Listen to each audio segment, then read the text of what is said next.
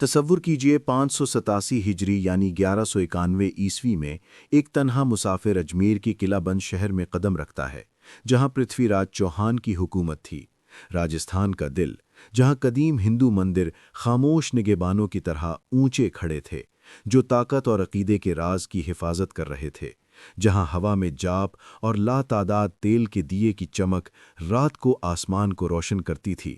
ہر شام آدھا من گھی صرف ان دیوں میں جلایا جاتا تھا۔ یہ مرد حضرت خواجہ معین الدین چشتی، بعد میں خواجہ غریب نواز یعنی غریبوں کے سرپرست کہلائے۔ نہ تو فوج لے کر آیا، نہ تاج، صرف روح میں ایک خاموش آگ جو ہندوستان بھر میں عقائد کے سلطنتوں کو توڑ دے گی اور روحانی انقلاب کو جلا دے گی۔ 530 ہجری یعنی 1136 عیسوی میں فارس کے سنجر شہر میں خراسان کے قریب پیدا ہوئے۔ ان کی زندگی المیہ سے شروع ہوئی۔ 9 سال کی عمر میں والد سید غیاث الدین کا انتقال، 15 سال کی عمر میں والدہ کا ایک معمولی باغ کی وراثت ملی جو جلد ہی تقدیر کا سنگمہ بن گئی۔ تصور کیجئے جوان معین الدین 544 ہجری میں اپنی بیلوں کی دیکھ بھال کر رہے ہیں جب ایک درویش ابراہیم قندوزی صحرا سے چھاؤں کی طرح نمودار ہوئے۔ لڑکے کے دیے ہوئے انگوروں کو قبول کیا، پھر بابرکت ٹکڑے واپس دیے جو ایک لمحے میں الہی علم کے دروازے کھول دیے۔ اس ایک عمل سے لڑکے کی دنیا تحلیل ہو گئی، سب کچھ بیچ دیا، ضرورت مندوں کو تقسیم کر دیا، اور 544 سے 550 ہجری تک سمرقند اور بخارا کی طرف علم دین سیکھنے روانہ ہو گئے۔ مولانا حسام الدین اور مولانا شرف الدین جیسے استادوں سے مقدس علم حاصل کرتے ہوئے دل ہر لمحے ایمان کی گہرائیوں کی طرف کھنچتا رہا۔ 666 ہجری تک ایک عظیم ولی کی سرگوشیاں ان تک پہنچیں، خواجہ عثمان ہارونی، اور 552 ہجری میں معین الدین نے مرید کی حیثیت سے سر تسلیم خم کر دیا۔ 22 سال تک ناقابل تسخیر عقیدت میں خدمت کی۔ اس لمحے کا بوجھ محسوس کیجئے جب عثمان نے ان کی آنکھوں کے درمیان 2 انگلیاں رکھیں، پہلے زمین کے 7 تہوں میں دیکھنے کا حکم دیا، پھر آسمانوں کے عرش تک خلافت عطا کی، آسمانی روئیوں کی چمک میں۔ 555 ہجری میں شیخ ضیاء الدین ابو نجیب سہروردی سے ملاقات، اور 563 ہجری تک بابرکت جبہ پہن کر اپنے استاد کے ساتھ حج کو گئے۔ وہاں کعبہ کی چھاؤں میں عثمان نے معین الدین کے لیے 3 دعائیں مانگی: قبولیت، مجھ سے زیادہ شہرت، اور نبی صلی اللہ علیہ وسلم کی روشنی ان کے وجود میں۔ ہر دعا کو غیب سے مثبت جواب ملا۔ مدینہ میں جب انہوں نے نبی محمد صلی اللہ علیہ وسلم کو سلام پیش کیا، مقدس یادگاروں کو چھوا ہوا روشنی کی چمک اور ان کے نام کی خطاطی سنہری روشنی میں جھلملاتی ہوئی روضہ مبارک سے جواب گونجا: وعلیکم السلام یا قطب المغرب و بحر، زمین و بحر کے بزرگوں کے قطب، واپس لوٹ کر بدلے ہوئے۔ 580 ہجری میں عبد القادر جیلانی سے روحانی ملاقات، اور 582 ہجری میں اصفہان میں قطب الدین بختیار کاکی کو مرید بنایا۔ 585 ہجری میں سمرقند میں خلافت عطا کی۔ اسی سال ایک اور خواب میں بالآخر ایتھیریل روشنی کی کرنوں اور نبوی خطاطی کے ذریعے حکم آیا: ہندوستان جاؤ، جہالت دور کرو، سچے اسلام کی ہدایت دو۔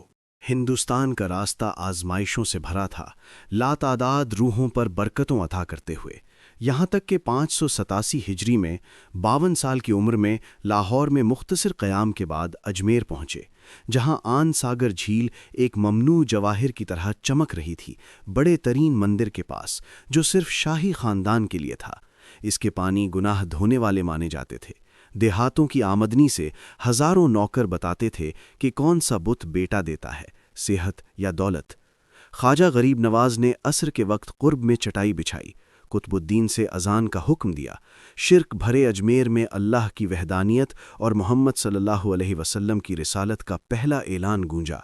دیکھنے والے جم گئے، ہجوم جمع ہوا جب انہوں نے مقدس جھیل سے وضو کیا اور نماز پڑھی۔ ہندو حیران، خالی ہوا میں کیوں جھکتے ہو جب دیوتا پتھر میں رہتے ہیں؟ شام ڈھلی، شاہی اونٹ اپنی جگہ کی طرف آئے، چرواہے مطالبہ کرنے لگے۔ خواجہ نے پرسکون کہا: اتنا خالی میدان، اونٹ کہیں بھی بیٹھ جائیں۔ گستاخی بڑھی، دھمکیاں: یہ شاہ کے اونٹوں کی جگہ ہے۔ اٹھتے ہوئے قطب الدین سے فرمایا: وہ کہتے ہیں صرف اونٹ بیٹھیں گے۔ تو ہو گیا۔ صبح ہوئی اور روب انگیز منظر، اونٹ فرما بردار دیو ہیکل نہ اٹھے، کوڑوں اور التجا کے باوجود چرواہے گھبرا گئے۔ سنٹ کی بات یاد آئی۔ خبر پرتھوی راج تک پہنچی۔ مسافر فقیری نے شاہ کے اونٹوں پر جادو کر دیا۔ سفیر مطالبہ کرنے لگے۔ خواجہ نے کہا، مسلمان بد دعا نہ کرتے، نہ جادو، جس کے حکم سے بیٹھے اسی سے اٹھیں گے۔ فوراً اونٹ کھڑے ہو گئے۔ نان مسلموں میں حیرت کی لہر دوڑ گئی۔ روزانہ اذان اور نماز نے دلچسپی بڑھائی۔ شکایتیں شاہ تک۔ یہ مسلمان ہماری مقدس جھیل کو وضو سے ناپاک کرتے، بتوں کو پتھر کہتے۔ پرتھوی راج نے نکالنے کی دھمکی دی۔ خواجہ نے سوچا، بہت لوگ پیتے، ہمارا حصہ کیا حرج؟ مگر تشدد کی دھمکیاں۔ خطرہ بھانپ کر قطب الدین کو پیالہ بھیجا، جسم چھوئے بغیر بھرو۔ چرواہوں نے اجازت دی۔ قطب الدین سیڑھیوں پر بیٹھے، پیالہ ڈبویا، بھرا نکالا تو انا ساگر کا پانی غائب، خشک ریت میں گرد کا طوفان جیسے چھوٹے پیالے میں سما گیا۔ اجمیر میں افراتفری مچ گئی۔ اگر یہ کہانی آپ کی روح کو جیسے میری کو ہلا دیتی ہے تو ابھی سبسکرائب بٹن دبائیں، ایک طلبگار کے دل کی طرح جو راہ کی قسم کھاتا ہے، تاکہ ہم اسلام کی روشن تاریخوں میں گہرائی تک سفر کریں، ان لازوال سچائیوں کا کوئی باب نہ چھوٹے۔ چیخیں شام کو چیر گئیں جب انس ساگر کی رگوں کا خون بخار ہو گیا۔ اجمیر کی شریان ویران، لوگ سڑکوں پر فریاد کر رہے، ہمارے گناہ ان پانیوں میں دھل جاتے، اب خلاص کہاں؟ خبر جنگل کی آگ کی طرح پھیل گئی۔ مسافر فقیری کی جادوگری نے مقدس جھیل سکھا دی۔ شاہ پرتھوی راج، تخت لرزاں، وزراء بلائے، سب متفق۔ یہ کوئی معمولی مسافر نہیں بلکہ ولی یا جادوگر، جس کی شہرت زائرین کھینچتی، جس کی کمی ہندو وقار کو زخمی کرتی۔ مایوسی میں، ان سے التجا کرو، خواہش پوری کرو، اگر مناسب معافی مانگو۔ ہجوم خواجہ غریب نواز پر جمع، جھیل لوٹا دو، ہم التجا کرتے ہیں، تم بھی وضو کرتے ہو، رحم کرو۔ قطب الدین سے، پیالہ واپس ڈالو۔ پانی گہرائیوں سے پھوٹا، خالص بھرا، نہ صرف جھیل بلکہ دلوں کو دھویا۔ جیسے اس شام ہجوم نے کلمہ پڑھا، اسلام کو کھلے عام اپنایا۔ ہندو سوانح قبول کرتی ہیں، درجنوں نان مسلم ایمان لے آئے۔ غصہ پنڈتوں اور عوام میں پھیلا، مزید رہیں تو کوئی پجاری نہ بچے۔ پرتھوی راج پر دباؤ، عمل کرو، ورنہ دیوتاؤں کے نام مٹ جائیں گے۔ طاقتوں کا عالم، جس کی شہرت دور دور تک، وہم و جادو کا مالک، فتح کا وعدہ کر کے خواجہ کے چٹائی پر دھمکے، توہین آمیز سوالات، خاموشی کا سامنا۔ جب حد سے گزرا تو خواجہ کی نگاہ اٹھی، مسکراہٹ نرم۔ رام دیو، تو شور مچاتا مگر تیرے ماتھے پر ایمان کا نور جھلملاتا۔ پنڈت روتے گر پڑا، مجھے اپنے راستے میں شامل کرو۔ دیکھنے والے دنگ، فاتح خود ایمان لے آیا۔ افسانے گنتے ہیں 9 کروڑ غیر مسلموں کو خواجہ غریب نواز کی رحمت نے چھوا، صدیوں بعد بھی گونج۔ 589 ہجری میں شہاب الدین غوری کا بیت، 611 ہجری تک دلی جھکی۔ ان کی تحریریں انیس الارواح اور دلائل العارفین حکمت سے بھری۔ دل نہ دکھاؤ، آنسو سزا بن سکتے۔ دکھیوں کی مدد عبادت سے افضل۔ جھوٹی قسم برکت لے جاتی، سچ بولو۔ خاندان نے ورثہ بنا۔ 590 ہجری میں بی بی امت اللہ سے نکاح، بیٹے خواجہ فخر الدین، حسام الدین اور بیٹی بی بی حفیظہ جمال۔ 620 ہجری میں بی بی اسماء اللہ سے بیٹا خواجہ ضیاء الدین ابو سعید، مگر تخت تنہائی، غریبوں کی خدمت۔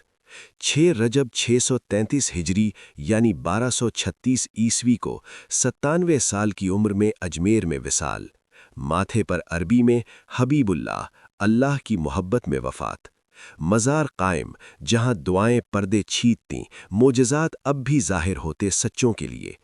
انہوں نے ہندوستان بدلا نہ تلوار سے بلکہ رحمت سے، جو بت گرا دیے، توحید اٹھا دی۔ فارسی باغوں سے راجستھان کے ریگوں تک صوفی طوفان نے تقدیر کا نقشہ بدل دیا ہمیشہ کے لیے۔ دوستو، اگر خواجہ غریب نواز کی یہ سوانح، یہ سفر ولادت سے آسمانی آزمائشوں تک، ناقابل تسخیر ورثے تک آپ کی روح کو گھیر لیتا ہے تو نیچے شیئر کریں۔ کون سا معجزہ سب سے زیادہ پکڑتا ہے؟ یا کسی ولی کی روشنی نے آپ کی زندگی چھوئی؟